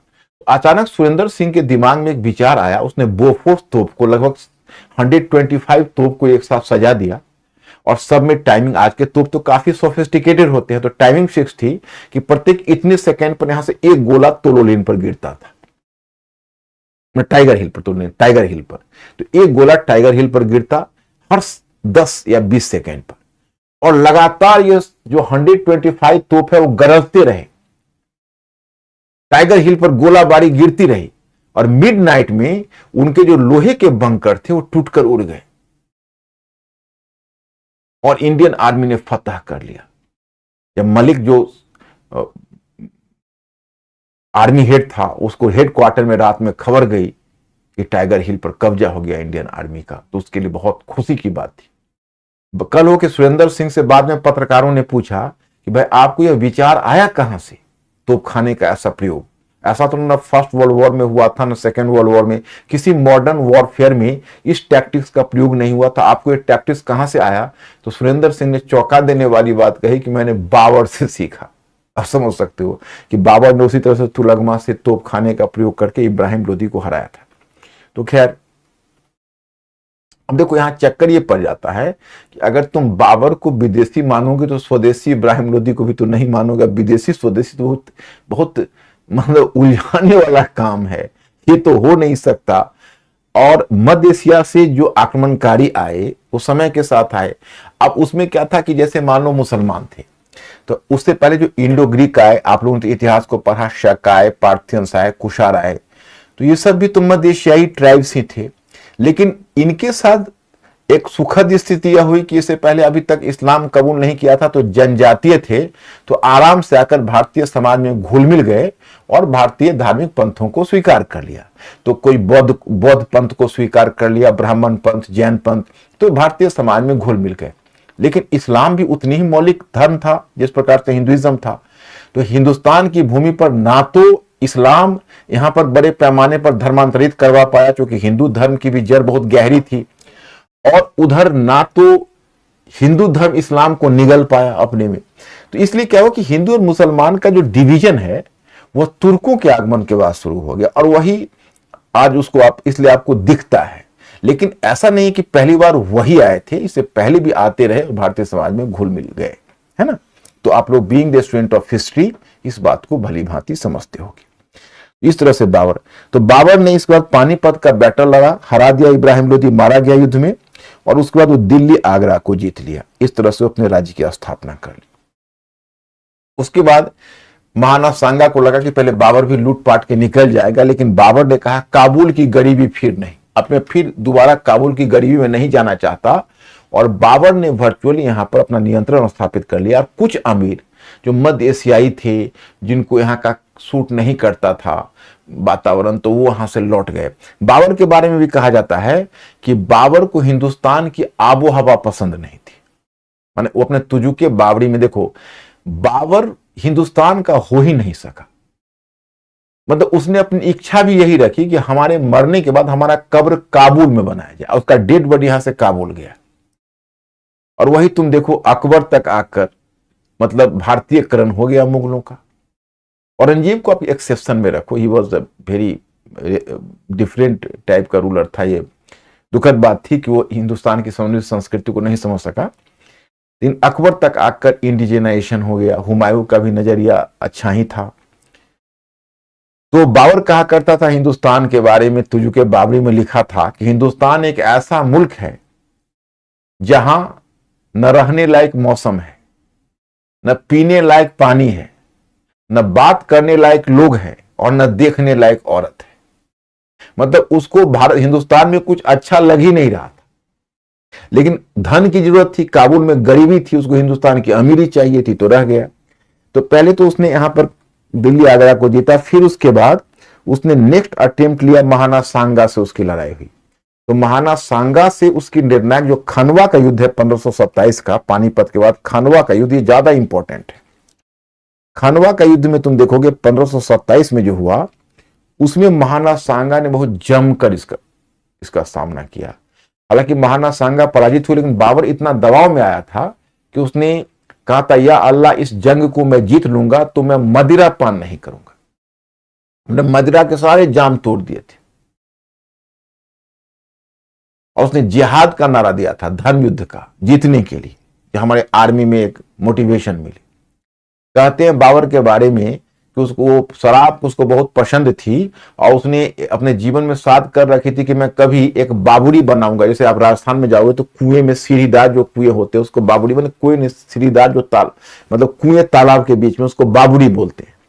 तो कहा कि ऐसा बावड़ी बनाऊंगा जो केवल शराब से भरी हो। बाद में जब खानवा के युद्ध में शराब छोड़ दिया तो एक बावड़ी बनाई जो उसने शरबत से भरी, मतलब नींबू की शरबत से उसने उस बावड़ी को भरी थी, उस इच्छा को पूरा करने के लिए। तो खानवा का युद्ध जीता। उसके बाद बहुत सारे अफगान, जैसे एक महमूद लोदी ही था जो इब्राहिम लोदी का छोटा भाई था। वह पहले महाना सांगा से जाके मिला, महाना सांगा के साथ खानवा के युद्ध में उतरा, फिर वो हार गया तो फिर यहां से चला गया बंगाल। और बंगाल का वहां शासक था नुसरत शाह, वो अफगान शासक था और इब्राहिम लोदी का दामाद रहा था। इसलिए वहां पर जितने भी भगोड़े अफगान थे सब बंगाल में इकट्ठे होने लगे। तो बाबर के लिए खतरे की सूचना थी। बाबर तुरंत अफगान की तरफ कूच किया और अंतिम युद्ध उसने घग्गर का युद्ध लड़ा।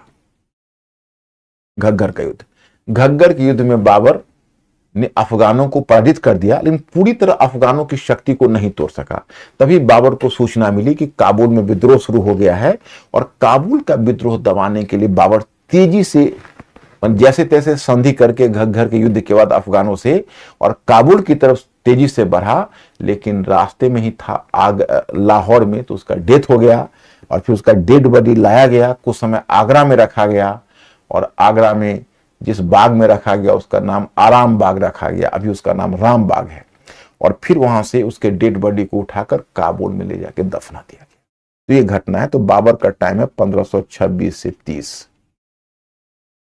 अब इसके बाद उसका उत्तराधिकारी हुआ हुमायूं। यानी बाबर के 4 बेटे थे। एक बेटा हुमायूं सबसे बड़ा बेटा, दूसरा बेटा कामरान, तीसरा बेटा हिंदाल और चौथा बेटा अस्करी। अब हुमायूं तो को बादशाह का पद मिला, लेकिन उसका जो भाई कामरान था वो बहुत महत्वाकांक्षी था। तो वो काबुल और कंधार का उसको गवर्नर बनाया हुआ था बाबर ने। तो काबुल और कंधार का जो गवर्नर के पद पर था तो उसने पंजाब, लाहौर और हिसार फिरोजा, उसने पंजाब पर भी कब्जा कर लिया, लाहौर पर भी कब्जा कर लिया और हिसार फिरोजा पर भी कब्जा कर लिया। इन सारे क्षेत्र पर उसने कब्जा कर लिया। और हुमायूं को यह बात बुरी लगी कि भाई ये तो हमारी संप्रभुता का उल्लंघन है कि इतने बड़े भूभाग पर कामरान कब्जा करके बैठ गया। लेकिन वो जानता था कि अभी अगर कामरान से मैं लड़ूंगा तो एक उत्तराधिकार का युद्ध शुरू हो जाएगा और इसका सीधा फायदा अफगान ले लेंगे। तो वह इसलिए सहन कर गया। अब उसने एक भाई था उसका अस्करी, उसको भी उसने थोड़ा भूभाग दे दिया, संभल का भूभाग, और दूसरा भाई था हिंदाल, उसको उसने अलवर का भूभाग दे दिया। तो प्रैक्टिकली उसने बाकी भाइयों को भी संतुष्ट करने की कोशिश की। लेकिन हुमायूं के सामने सबसे बड़ी चुनौती थी हिंदुस्तान में अफगानों की संख्या बहुत थी और अफगानों की शक्ति अभी तक नहीं टूट सकी थी। इधर पूर्व में भी अफगान एकत्रित थे, पश्चिम में भी अफगान एकत्रित थे। पश्चिम में एक बड़ा ही शक्तिशाली अफगान शासक का उद्भव हुआ था जिसका नाम था बहादुर शाह। तो बहादुर शाह गुजरात का शासक था, लेकिन बहादुर शाह ने 1531 में मालवा को भी जीत लिया था। तो बहादुर शाह गुजरात और मालवा दोनों का शासक बन बैठा। जो बहादुर शाह है वो बहादुर शाह गुजरात और मालवा दोनों का शासक बन बैठा। गुजरात पर तो उसने पहले ही कब्जा कर रखा था, अब उसने मालवा पर भी कब्जा कर लिया। So became the ruler of Gujarat and Malwa both. और वह इधर से पश्चिम से उसकी महत्वाकांक्षा उधर पश्चिम भारत में बढ़ रही थी। इधर पूरब में बहुत सारे अफगान थे जो सक्रिय थे। तो बाबर ने पहला चुनौती पूर्वी अफगानों को ही समझा और बाबर ने पहले पूर्वी अफगानों के विरुद्ध अभियान किया। और 1532 में दौराह की लड़ाई में, एक लड़ाई का नाम है दौराह, 1532 में दौराह के युद्ध में उसने पूर्वी अफगानों को, दौराह के युद्ध में उसने पूर्वी अफगानों को पराजित किया। माने पूर्वी अफगानों का जो गुट था उसको हुमायूं ने पराजित कर दिया। लेकिन उसी समय पूरब में एक बड़ा ही एक कुशल और बहुत ही कह सकते हो शातिर और चालाक, जिसमें कहते हैं जिसमें शेर के साथ लोमड़ी के व्यक्तित्व का मिश्रण है, वो था शेर खान। तो शेर खान ने वहां पर हुमायूं को मात दे दी, क्योंकि शेर खान का रिकॉर्ड क्या था कि शेर खान ने एक बनारस के पास एक किला है, उसका नाम है चुनार, उसका नाम है चुनार। तो शेर खान ने चुनार के किले पर उस समय कब्जा कर रखा था, और चुनार का किला उत्तर भारत का एक महत्वपूर्ण किला था। तो हुमायूं दौरा का युद्ध जीतने के बाद और तब हुमायूं जाता है वहां पर, तो यहां पर पता चलता है कि बनारस के पास जो जगह चुनार है, वह चुनार के किले पर शेरशाह का कब्जा है। जब हुमायूं पहुंचता है तो हुमायूं सबसे पहले शेर खान ने चालाकी यह की कि वो जानबूझकर अफगानों के गुट में शामिल नहीं हुआ, ताकि वह हुमायूं के गुड बुक में आ सके और हुमायूं को उसके इंटेंशन पर कोई डाउट ना हो। अब जो हुमायूं जब चुनार के किले पर घेरा डालना चाहा, तो शेर खान उसके सामने समर्पण कर दिया, कहा कि हम तो आपके मातहत हैं, आप जैसा कहेंगे हम करेंगे। तो हुमायूं बहुत संतुष्ट हुआ शेर खान के व्यवहार से, उसको चुनार के किले पर कब्जा बने रहने दिया और उसने शेर खान ने उसकी अधीनता स्वीकार कर ली। तो समस्या सॉल्व। उसने समझा कि चलो शेर खान का प्रॉब्लम वैसे ही सॉल्व है, क्योंकि वह तो वैसे भी इनऑफेंसिव है, उसमें कोई प्रॉब्लम ही नहीं। तब तक वो आया और आकर ये घटना 1533 से 34 के बीच दिल्ली में वह एक अपनी नई राजधानी का निर्माण करवाना शुरू किया। उस नई राजधानी का नाम है दीन पनाह। उसी पर बाद में शेरशाह ने पुराना किला बनाया है दीन पनाह पर। कुछ स्टूडेंट्स इसकी आलोचना करते हैं कि भाई इतना वैल्यूएबल टाइम वो राजधानी बनाने में क्यों गवा दिया, लेकिन जब सतीश चंद्र पर हो गए तो सतीश चंद्र कहते हैं कि देखिए, पश्चिम में जो बहादुर शाह का दबाव उसके ऊपर था, जिस कारण से दिल्ली राजधानी असुरक्षित हो गई, आगरा राजधानी असुरक्षित हो गई थी, इसलिए वो दिल्ली को चाहता था एक दूसरी वैकल्पिक राजधानी, क्योंकि अब तक राजधानी आगरा में थी, तो दिल्ली में दीन पनाह नामक एक राजधानी बनाने का प्रयत्न किया था। अब उसके बाद तब तक उधर से बहादुर शाह की चुनौती पश्चिम में मिली, तो अपने दो भाई अस्करी और हिंदाल के साथ वो गया और पहले मालवा को जीता और फिर गुजरात को जीत लिया। बहादुर शाह उसके सामने नहीं उतर पाया, इतना बड़ा योद्धा था हुमायूं भी। अब समझ सकते हो कि पहले बहादुर शाह मालवा में पराजित हुआ, और मालवा में पराजित होने के बाद बहादुर शाह गुजरात में पराजित हुआ। मालवा में पराजित होने के बाद गुजरात भागा, हुमायूं ने गुजरात में उसका पीछा किया, तब वो काठियावाड़ भाग गया और हुमायूं ने मालवा गुजरात दोनों पर कब्जा कर लिया। क्योंकि गुजरात का क्लाइमेट उसको सूट नहीं किया, तो मालवा में आकर आराम कर रहा था और अपने भाई अस्करी को उसने गुजरात का प्रशासन सौंपा था। अब अस्करी इतना नादान, इतना अयोग्य था कि अस्करी अपने अमीरों से, अमीर कहते हैं अपने अधिकारी को, उससे झगड़ पड़ा और लड़ने के बाद गुस्सा खाकर आगरा की तरफ चला गया। अब आगरा की तरफ बढ़ गया। यहां मालवा में हुमायूं बैठा हुआ है। हुमायूं को लगा कि यार ये क्या खेल है, हम यहाँ आगरा में बैठे हुए हैं, सॉरी हम यहाँ मालवा में बैठे हुए हैं, वो आगरा की तरफ जा रहा है, कहीं ऐसा तो नहीं कि गद्दी पर कब्जा करने जा रहा है। हुमायूं डर गया और वो मालवा को खाली करके अपने भाई का पीछा करते हुए निकला। रास्ते में दोनों भाई की मुलाकात हुई, गलतफहमी दूर हुई, लेकिन तब तक मालवा और गुजरात दोनों हुमायूं के हाथ से निकल चुका था। लेकिन चलिए, एक ढाढ़स यही है कि एक वर्ष के बाद ही 1538 में, तब तक बहादुर शाह का एक पुर्तगीज गवर्नर था, पुर्तगीज गवर्नर का नाम था नीनो डी कुन्हा। तो उससे झड़प हो गई बहादुर शाह की और नीनो डी कुन्हा के साथ हाथापाई करते हुए अरब सागर में डूबकर बहादुर शाह मर गया और हुमायूं का कांटा दूर हो गया। तो ध्यान रहे, मालवा और गुजरात पर अकबर का कब्जा होने से पहले हुमायूं का कब्जा हो चुका था। कभी क्वेश्चन में पूछूं तो आप लोग मेंटली अलर्ट हो गए, क्वेश्चन को सॉल्व कर देना, उसको गलत मत करना। हाँ, ये दूसरी बात है कि हुमायूं मालवा और गुजरात पर कब्जा नहीं बनाए रख सका था। अब जब हुमायूं लौट कर आता है, तब तक शेर खां बहुत महत्वाकांक्षी हो चुका है। वह बंगाल और बिहार इन दोनों शासकों को हरा चुका है सूरजगढ़ के युद्ध में, और शेर खां की अब तूती बोल रही है।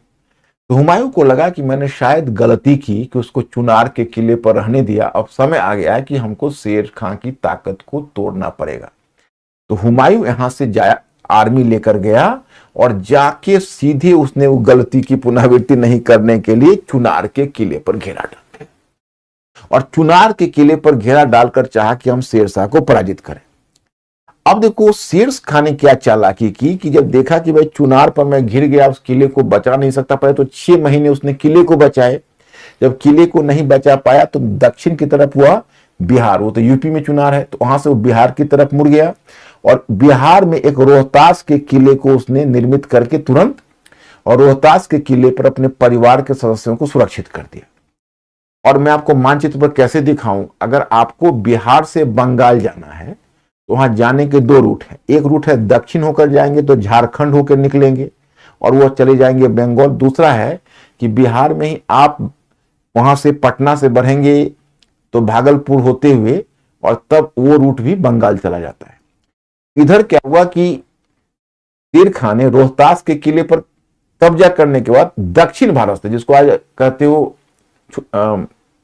झारखंड, तो झारखंड से होते हुए वाले क्षेत्र से होते हुए दक्षिण बिहार से होते हुए और तब वह बंगाल में गया और बंगाल का शासक था गयासुद्दीन महमूद, उसको पराजित कर दिया। गयासुद्दीन महमूद घायल अवस्था में दौड़ा हुआ आया चुनार के पास और आके हुमायूं को बताया कि आप यहां रुके, घेरा डाले खड़े हैं। वहां तो शेरशाह ने बंगाल को जीत लिया। अब देखिए, अब हुमायूं, ये तो शेर खां तो गया था इधर झारखंड वाले रूट वाले, जो इसको झारखंड दक्षिणी बिहार के माध्यम से, और ये इधर से पूरब की तरफ तेजी से हुमायूं सेना लेकर बढ़ा भागलपुर वाले रूट से और पहुंच गया बंगाल। और जब बंगाल में इधर से हुमायूं घुसना चाह रहा है तो पहले शेर खान ने उसको प्रपोजल भेजा, कहा कि ऐसा है कि अगर आप बंगाल पर हमारा नियंत्रण मान लेंगे तो हम आपको 10 लाख रुपए वार्षिक राजस्व देंगे और आपकी अधीनता, आपकी संप्रभुता स्वीकार कर लेंगे। लेकिन इस बार हुमायूं मात खाने वाला नहीं था। हुमायूं कहा नहीं, इस बार तुम्हारी चालाकी नहीं चलेगी, हमें कोई प्रपोजल मंजूर नहीं है, बंगाल समर्पण करो पहले।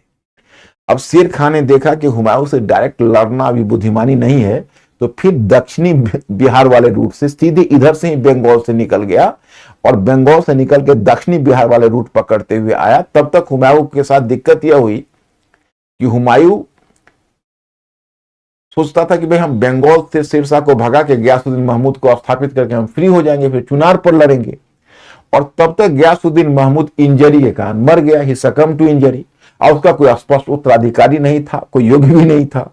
अब मजबूरी में हुमायूं को बंगाल पर कब्जा करना पड़ा और बंगाल पर कब्जा करने के बाद वहां के प्रशासन को देखरेख करने लगा तो वो फंस गया बंगाल में। तब तक इधर शेर खां आकर दक्षिणी बिहार वाले रूट से आकर फिर चुनार के किले पर कब्जा कर लिया और आगरा और बंगाल के बीच का जो हुमायूं का रसद मार्ग था, वो रसद मार्ग को ही काट दिया।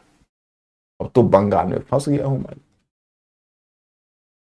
अब यही स्थिति है, ना तो उसको आगरा से कोई सूचना मिल पा रही थी, ना मतलब सामग्री आ रही थी, ना सहायता मिल पा रही थी।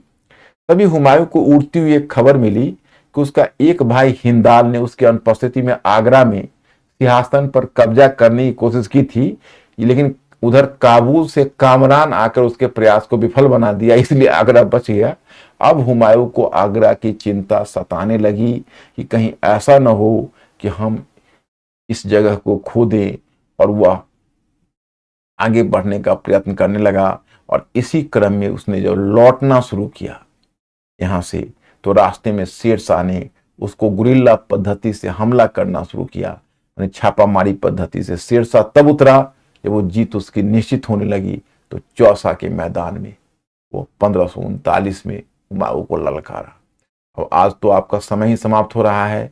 अब अंकुर 1 मिनट समय है, पहले बच्चों का क्वेरीज के बारे में जानूं कि आर दे क्लियर और कोई प्रॉब्लम, क्योंकि कहानी को कहानी की तरह सुनो और जो मैटर मैंने दिया है उस राजनीतिक इतिहास में किंग्स की कनेक्टिविटी बना लो और दिमाग में एक बार सेट कर लो, भूल जाओगे तो फिर रिवाइज कर लेना। बस राजनीतिक इतिहास में तुमको ज्यादा नहीं चाहिए।